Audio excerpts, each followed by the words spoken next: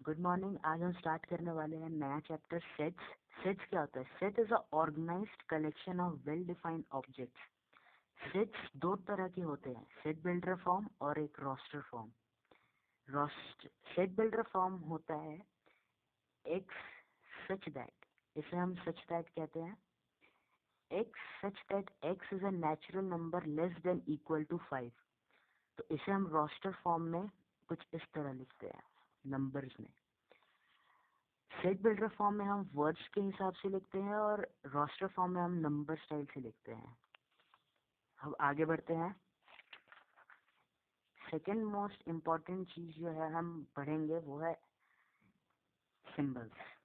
Natural number जो 1 से start होते हैं, होल नंबर जो 0 से स्टार्ट होते हैं, इंटीजर जो प्लस और माइनस दोनों अपने पास रखते हैं, रैशनल नंबर क्यों, इरेशनल नंबर, रियल नंबर जिसमें दोनों हो, रैशनल इरेशनल। अब हम आगे बढ़ते हैं सबसेट। सबसेट बेसिकली होता क्या है? Subset is a part of a set. अगर कोई एक ए है जिसमें 1 2 3 4 5 है और एक है बी जिसमें 2 3 5 है, तो बी इज सबसेट ऑफ ए, यानी सबसेट, ये सबसेट का साइन होता है। यानी बी, क्योंकि हमें इधर दिखा हुआ है कि बी में 2 3 5 है और ए में 1 2 3 4 5, 2 3 5 है इसमें भी और इसमें भी 2 3 5 है, तो यानी बी इज सबसेट ऑफ ए या बी इज कंटेन्ड इन ए। इससे हम इसको रिप्रेजेंट करते हैं। अब आगे बढ़ते हैं। फाइनाइट सेट और इनफाइनाइट सेट, तो नाम से पता चलता है। फाइनाइट सेट होता है जो काउंट कर सके, इनफाइनाइट सेट हो जाए जो हम काउंट ही ना कर सके, इन्फिनिटी। एक एग्जांपल ले लेते हैं। ए में है 2 3 4 5 6, बी में है 1 2 3 4 5 टिल इन्फिनिटी। ए है 1 2 3 4 5 6, यानी ए इनफाइनाइट सेट है, इसे हम काउंट कर सकते हैं, ये एक पर्टिकुलर नंबर पर एंड हो रहा है। मगर बी जो है 1 2 3 4 5 और इन्फिनिटी तक जाता है, इनफाइनाइट सेट है क्योंकि इसे हम काउंट ही नहीं कर सकते। 5 के बाद इन्फिनिटी तक जितने भी नंबर आते हैं वहां तक जाता है। अब आगे आता है null set, empty set, void set. तीन तरह से लिखते हैं। हमारी एनसीईआरटी में इसे एम्प्टी सेट का नाम दिया गया है। एम्प्टी सेट बेसिकली होता क्या है? इसे हम फाई और एक खाली ब्रैकेट ऐसे ऐसे दिखाते हैं। इसका बेसिकली मतलब होता है कि कुछ नहीं। जैसे जैसे इसके हम एग्जाम्पल ले लेते हैं, इसमें कुछ एक्सेप्शंस भी होते हैं। एक्सेप्शन, एक एक्सेप्शन में कभी कभी एग्जाम में ये पूछ लिया जाता है कि अगर ऐसा है तो क्या ये एम्प्टी सेट है? तो ये एम्प्टी सेट नहीं है क्योंकि इसमें ये एक एलिमेंट है, इसीलिए it is not an empty set. अब दूसरा जो पूछा जाता है वो भी एक बड़ा आसान सा है, जो बच्चे बहुत जल्दी कंफ्यूज कर जाते हैं, वो है ये। क्या ये है एम्प्टी सेट? नहीं। तो जैसा कि हमने देखा कि ये दोनों एक्सेप्शंस है, अगर ऐसा कुछ भी रहे तो इसमें आपको लिखना है नो। इसमें हम एक एग्जांपल ले लेते हैं। जैसे ए सेट बिल्डर फॉर्म में ले रहे हैं, A is equals to all all boys all boys studying in a studying in a girls school. ऐसा हो सकता है कभी? नहीं। तो ये हो गया एम्प्टी सेट, ऐसे डिनोट करेंगे और ऐसे। ठीक है। अब आगे बढ़ते हैं। आगे हमारे पास और इंटरेस्टिंग चीजें आती हैं, जैसे कार्डिनल नंबर्स। कार्डिनल नंबर्स क्या होता है? कार्डिनल नंबर बेसिकली होता है number of element of a finite set. A में है 1 2 3 8, ये 4 एलिमेंट है तो एन ए हो गया 4। आगे चलते हैं। अब आता है total number of subset of a finite set. 2 पे पावर एन इसका फॉर्मूला होता है। एन जो है कार्डिनल नंबर यानी टोटल नंबर ऑफ एलिमेंट्स। तो ए में 1 2 3 है, 2n का फॉर्मूला लगाया, 2 पे पावर 3 यानी 8। इसका जब हम एलिमेंट्स लिखेंगे तो 1 2 3 1 2 2 3 3 1 1 2 3। इसके अलावा हमें कोई और नहीं दिख रहा है, तो जैसा कि हमने देखा कि गिन रहे हैं तो भी 8 ही है, और जब हमने फॉर्मूला लगा के सॉल्व किया तो भी 8 ही है। अब आगे बढ़ते हैं बच्चों। Total number of non empty set, ये क्या होता है? इसका फॉर्मूला होता है 2 पे पावर n माइनस 1। ये फॉर्मूला आता है, इसे लगा के हम सॉल्व करते हैं। अब आता है पावर सेट। पावर सेट होता क्या है?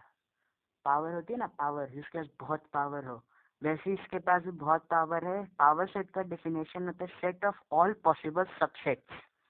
ए में है 1 2, तो पावर सेट ऑफ ए हो गया 1 2 1 2 एंड 5। यानी जब हम सारे एलिमेंट्स लिख लेते हैं और उस पर एक ब्रैकेट लगा देते हैं बड़ा सा, तो उसे वो पावर सेट कहलाता है। जैसे ए है 1 और 2, इसमें एलिमेंट्स है, तो जब हम इसका सारे एलिमेंट्स लिखेंगे 1, अच्छे से लिखते हैं, 1 2 1 2, ठीक है, 1 2 1 2 और एक 5। 5 को ब्रैकेट में ही लिखते हैं। अब जब इस पूरे पे हम एक ब्रैकेट दे देंगे ऐसे बड़ा वाला, तो this is a power set. ठीक है, याद रखिएगा, बिल्कुल दिमाग में घुसा दीजिए। अब हम पढ़ते हैं equal set and equivalent set. Equal set क्या होता है? अगर ए में है 5 6 7 8, बी में है 2 4 7 9 और सी में है 6 7 5 8। जैसा कि हम देख रहे हैं ए में भी 5 6 7 8 है और सी में भी 5 6 7 8 है, तो A and B are equal sets. ये देखिए, A and B are equal set. अब आगे बढ़ते हैं। यूनिवर्सल सेट बहुत ज्यादा इंपॉर्टेंट है, हर चैप्टर में काम में आएगा।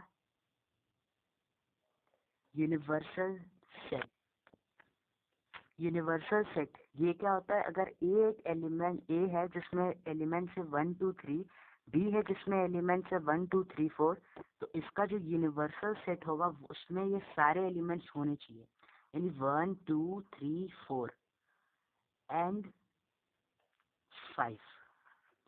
ये हो गया यूनिवर्सल सेट। इसमें इसके सारे एलिमेंट है, इसमें भी इसके सारे एलिमेंट है, तो ये हो गया यूनिवर्सल सेट। ठीक है, अब आगे चलते हैं। आगे आता है हमारे पास डिफरेंस ऑफ सेट। डिफरेंस समझते हैं ना, माइनस, सब्ट्रैक्ट करना, difference of set. Difference of set, minus करना डिफरेंस ऑफ सेट। यानी अगर हमारे पास एक एलिमेंट है ए जिसमें है 1 2 3 4 और एक एलिमेंट है जिसमें है हमारे पास 1 2 3 4 5, ठीक है, तो b माइनस ए क्या होगा? जो कॉमन है वो तो हट जाएंगे, b माइनस ए यानी b में जो बच गया, तो b में 5 बच गया, तो ये हो गया b minus A. Similarly a minus B भी यही होगा, थोड़ा दिमाग लगाएंगे तुरंत हो जाएगा। आगे चलते हैं। अब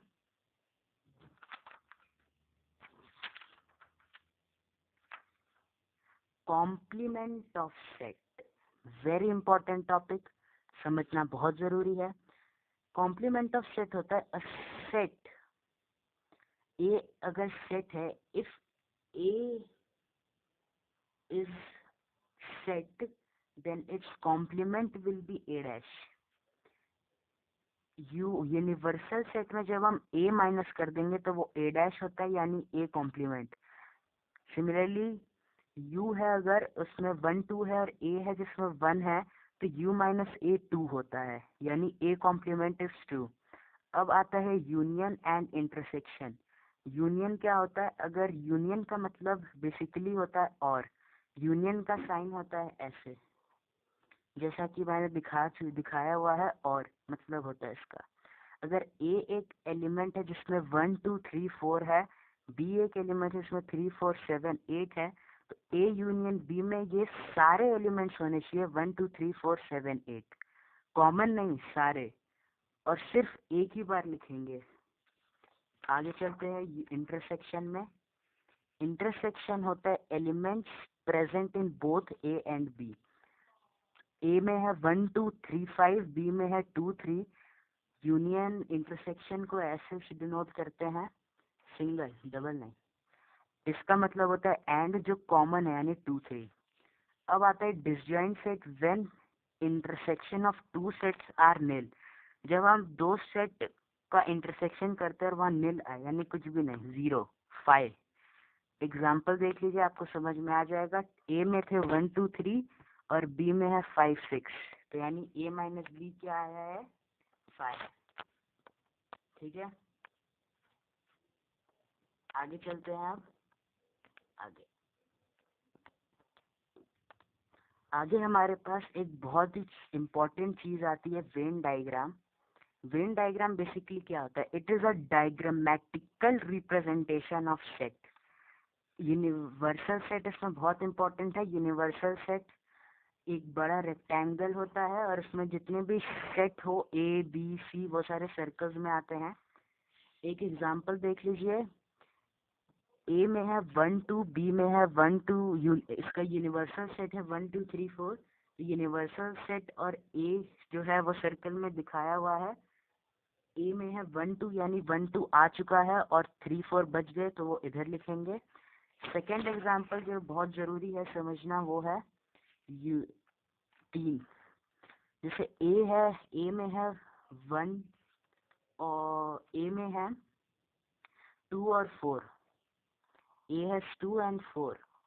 B has 2 and universal set has 1 2 3 4. तो A, तो यानी इसका universal set A and then B। B में क्या है 2, यानी 2 आ चुका है। A में क्या है 2 4, यानी 2 आ चुका है, 4 लिख देंगे। और यूनिवर्सल सेट में 1 2 3 4 है, 2 4 आ चुका है, 1 3। This is. अब यूनियन की बारी आती है। यूनियन ऐसे रिप्रेजेंट होता है, हम जैसा कि यूनियन बताया मैंने पूरा फुल। ए में 1 2 3 है, बी में 1 2 है, तो ए यूनियन बी हो गया 1 2 3, सारे एलिमेंट्स आने चाहिए, यानी फुल। ये रहा इसका डायग्रामेटिक वेन डायग्राम रिप्रेजेंटेशन। अब एग्जांपल 4 लेते हैं। एग्जांपल 4 में हमने लिया है ए है, ठीक है, ए यूनियन बी लिया था। ये है ए यूनियन बी, उसी को हमने एक बार और अच्छे से दिखा दिया है अलग एग्जांपल लेकर। उसके बाद आता है ए माइनस बी। ये एक बहुत इम्पोर्टेंट कॉन्सेप्ट है ए माइनस बी का वेन डायग्राम में। अगर ए एक एलिमेंट है, ए एक एलिमेंट है, ये यूनिवर्सल सेट, ए ये है, बी ये है, तो ए ये है, बी ये है, ये यूनिवर्सल सेट है। ए है 1 2 3 4, ठीक है।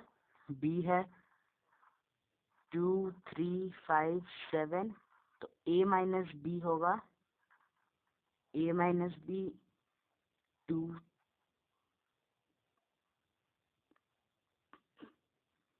ए माइनस बी, यानी ए के जो एलिमेंट्स बच जाएंगे वो, यानी ये 1 4 2 3 कॉमन, 5 7, ए माइनस बी, यानी दिस पार्ट। सिमिलरली बी वी वैसी हो जाएगा। Thank, I hope you must like the video. Thank